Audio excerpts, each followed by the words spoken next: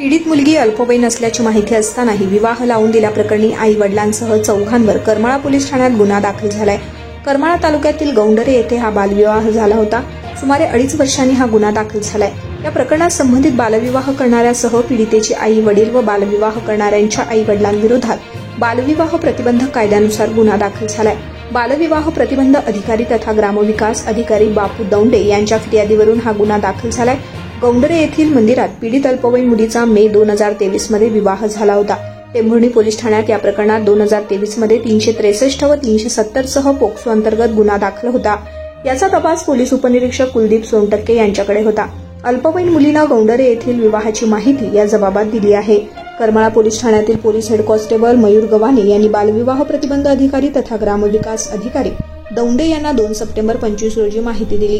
बालविवाह प्रतिबंध समिती वरिष्ठ अधिकाऱ्यांशी चर्चा करून फिर्याद देण्यात आली।